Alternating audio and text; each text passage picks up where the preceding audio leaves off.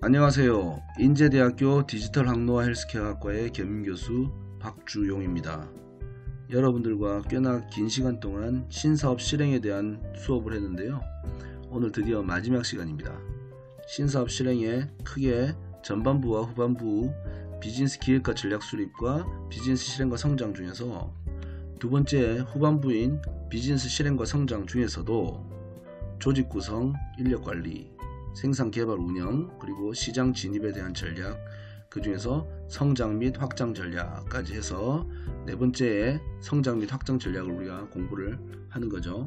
그 중에서도 또 세 번째, 사업은 머물러 있으면 안 된다. 두 번째, 사업이 성장하는 과정을 이해하자. 이제 마지막, 지속 가능성의 전략. 오늘은 세 번째인 지속 가능성의 전략에 대해서 수업을 이제 마지막을 하는 겁니다. 그죠?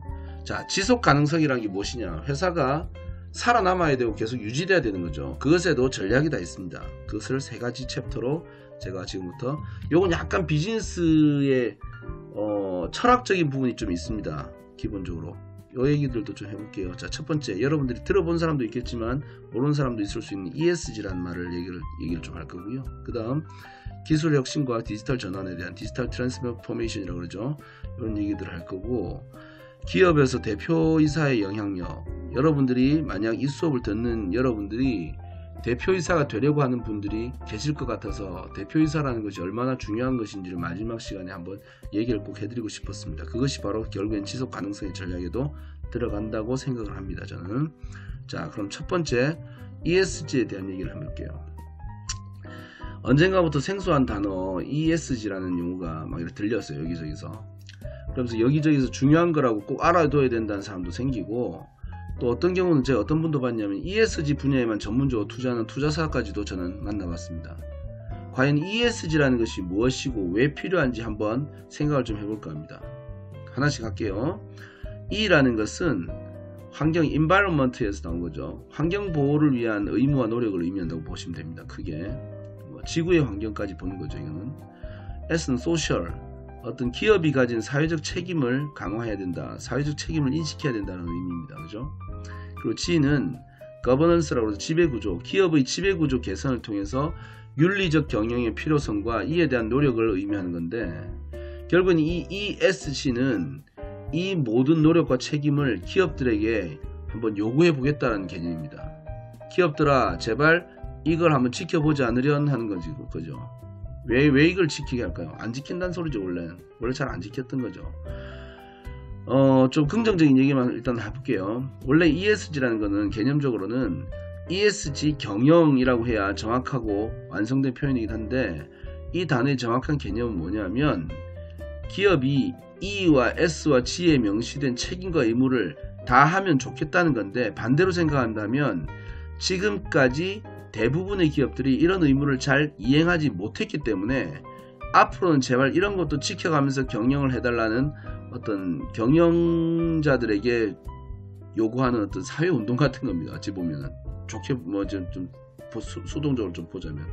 어쨌든 참고로 ESG 경영을 학술적인 표현으로 기업의 비재무적인 활동이라고 말합니다. 기업에게 비재무적인 활동이라는 건 뭐냐면 돈 안 된다는 얘기로 들릴 수도 있어요. 어떻게 그냥 단순하게 생각하면. 근데 어쨌든 기업에게 있어서 비재무적인 활동의 여유를 요구하는 것이 어찌 보면은 상당히 부담스러운 요구일 수도 있습니다. 그럼에도 불구하고 기업이 이런 변화에 순응을 해야 되는 이유는 뭐냐면, 우리의 비즈니스가 우리끼리 돈만 버는 것이 목적이 되면 장기적으로는 환경 파괴로 인한 생존의 위협 또는 기업의 사회적 가치 하락으로 결국 고객에게도 외면받게 될 위험, 그리고 합리적이고 상식적인 경영의 의사결정이 부재하게 됨으로써 발생할 수 있는 위기로 인해 결국은 기업의 존속이 오히려 더 어려워질 거라고 판단을 하기 때문입니다. 그렇다면 이 ESG라고 하는 것에서 요구하는 역할을 제대로 이행하면 기업에게는 어떤 이익이 있을까요? 냉정하게 한번 생각해 보면 단기적으로는 이익보다는 부담이 훨씬 더 클 수 있습니다. 당장 이번 달에 먹고 살 걱정을 해야 하는 기업에게 이런 요구를 하면 관심도 없을 겁니다. 그럼에도 불구하고 이런 취지의 운동이 필요한 이유는 우리의 비즈니스가 가지는 사회적 영향력을 인식하는 것이 경영자와 비즈니스의 참여자들 모두에게 필요한 것이기 때문입니다.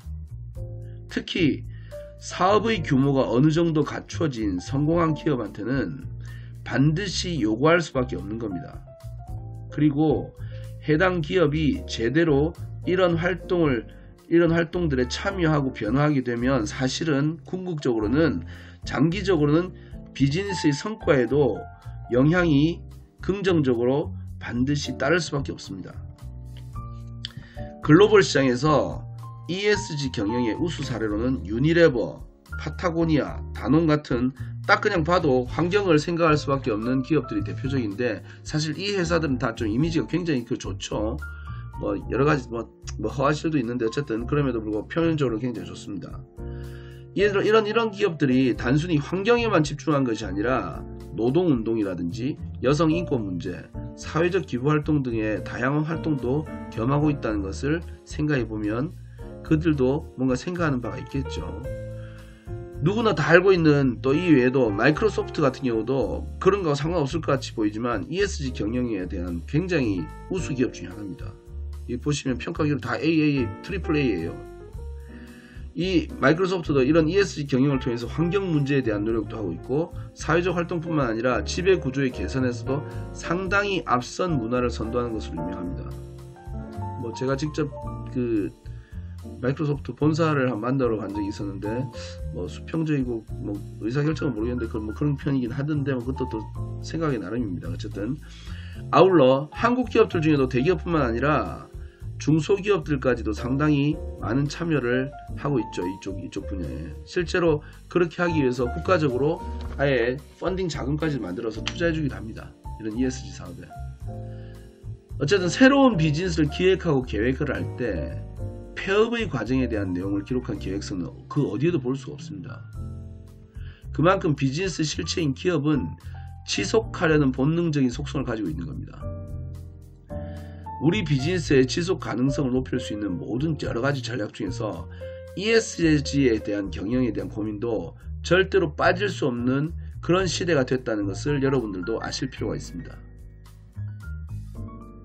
자, 두 번째, 기술의 혁신과 디지털 전환에 대해서 얘기해 볼까요? 기술을 혁신하고 디지털 전환을 한다는 것은 기업들이 지속 가능한 경영을 추구하면서 혁신적인 기술과 디지털 기술을 적극적으로 도입하고 활용하는 것을 의미합니다. 이것은 기존의 비효율적인 방식을 개선하고 새로운 비즈니스 모델과 기회를 창출해가면서 자원의 효율성과 경쟁력을 향상시키는데 아주 중요한 전략이라고 볼 수 있죠. 대표적인 혁신적 기술로 각광받는 기술들이 있죠. 예를 들면 인공지능, 빅데이터, 블록체인 같은 이런 것들은 단순히 ICT 분야뿐만 아니라 제조업이나 농업이나 건설업 등을 포함해서 거의 전 분야에서 적용 가능한 그야말로 기술의 혁신적인 역할을 기대할 수 있는 수준까지 이제 올라와 있습니다. 앞으로 이런 기술들에 대한 폭넓은 식견을 가진 기업들은 기존 사업의 효율을 극대화하는 데 머무르지 않고 새로운 영역의 기회도 창출함으로써 비즈니스의 지속 가능성을 높이는 데 상당한 도움을 받게 될 거라고 봅니다.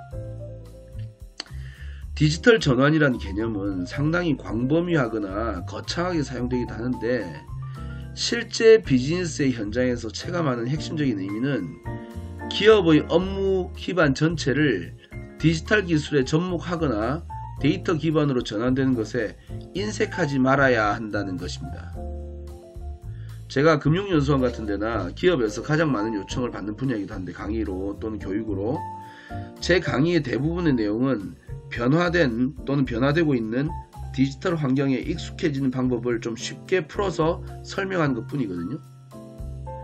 상식적으로 생각하자면은 기업이 지속 가능하기 위해서 가장 필요한 것은 기업 내 모든 활동이 기록되고 정리돼서 데이터가 쌓이면 그 데이터를, 해당 데이터를 통해서 우리의 장단점을 분석을 하고 또 이 분석 결과에 따른 새로운 대안을 시도하고, 또 이런 과정들이 계속해서 반복되면서 더욱 높은 확률의 가능한 방법들을 발굴하는 식으로 선순환이 이루어지는 것입니다. 이를 위해서 시스템의 도입도 필요하고 별도의 솔루션도 활용되겠지만 현실적으로 가장 우선적인 것은 소속된 모든 멤버들이 적극적으로 참여하는 것과 활동하는 것입니다. 어떤 회사에 관리 프로그램 하나만 새로 도입해도 막 직원들이 번거롭다고 불평하고 막 이런 것들이 되게 많죠. 이런 직원들이 절대 개선되지 않는다면 아무리 잘 만들어진 디지털 전환의 계획이나 뭐 어떤 그런 계획들도 실효성이 없어지게 되는 겁니다. 실제 이런 일이 많습니다. 사실은 우리는 기술의 발전과 디지털화가 지속적으로 진화하는 그런 시대를 살아가고 있죠. 뭐 4차 산업혁명이라 했었고 뭐 그런 게 많죠. 그죠? 우리 비즈니스 조직이 적극적으로 이런 기술을 도입하고 새로운 비즈니스 모델을 창출하는 데 주력하기 위해서는 각자 새로운 혁신적 기술에 눈을 뜨고 변화되는 디지털 환경에 조금이라도 더 친해지려는 노력이 필요할 것이고, 이를 통해서 기업은 지속의 가능성을 높이게 되는 것입니다. 세 번째, 마지막으로 여러분들과의 마지막 챕터, 마지막 강의 마지막 챕터를 설명드리겠습니다. 기업에서 대표의 영향력은, 대표이사의 영향력은 몇 %일까요? 여러분 몇 %라고 생각하세요?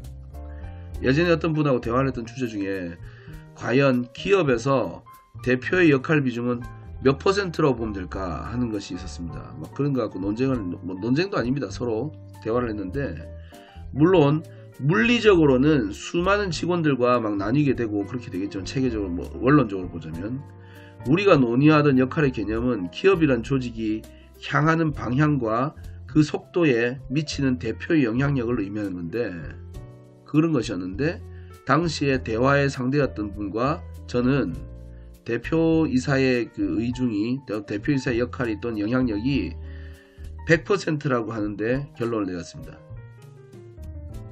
그 사람이나 저나 똑같이 그렇게 내렸습니다. 저나 그분이나 직장생활을 좀, 사회생활을 좀 꽤 했었던 사람들이었죠. 사람에 따라서는 이런 의견에 좀 다르게 생각할 수도 있죠. 이견이 있을 수 있습니다. 제가 내린 100%라는 결론이 가지는 의미를 어렴풋이 이해를 한번 해보시려고 하면 아마도 무슨 의미인지는 대충은 아실 거예요. 기업이란 조직에서 대표 또는 대표이사 또는 경영자의 영향력은 절대적입니다. 어찌 보면은 이런 얘기는 ESG 경영의 취지하고 완전 정반대 정서일지 모르겠습니다만, 현실의 상황은 제 결론하고 아마 유사한 것이 사실일 겁니다. 적어도 제가 직간접적으로 경험한 대한민국의 기업들은 대부분 그렇다고 저는 생각합니다. 대기업조차도. 그렇다면 기업의 지속 가능성 전략에 영향을 미치는 가장 큰 요인도 경영자의 경영 철학 내지는 대표의 기업가 정신이라고 봐야 될 겁니다. 준비된 기업가 정신을 가진 경영자들은 미래를 상상하고 비전을 가지고 그 비전을 실현하기 위해서 목표를 설정하게 됩니다.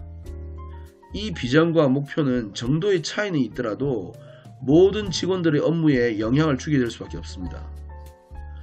이런 영향력의 가치가 기업의 지속 가능성을 높이는 긍정적인 방향으로 향한다면 기업은 장기적으로 지속 가능한 경영 방향을 갖추게 될 겁니다.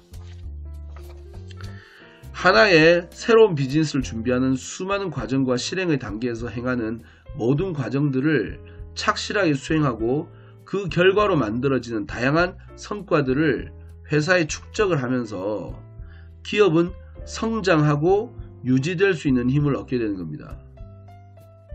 그 성장과 유지의 힘을 통해서 지속 가능성을 높이는 전략의 가장 맨 꼭대기 또는 맨 앞에 기업과 그 멤버들을 이끄는 경영자 혹은 대표이사들이 있고, 이 대표이사들의 리더십과 경영 철학의 가치에 따라서 그 비즈니스의 지속 가능성도 좌우된다고 생각할 수 있습니다. 지금 본인이 새로운 비즈니스를 고민하고 계신다면, 또는 그런 모든 대표자가 되려고 하는 분들은 해당 비즈니스가, 본인의 비즈니스가 성장의 단계에 이른 후에 자신이 위치하게 될 곳이 얼마나 중요한 자리인지 미리 알고, 그리고 그 사업에 한번 투신을 해보실 것을 당부드립니다.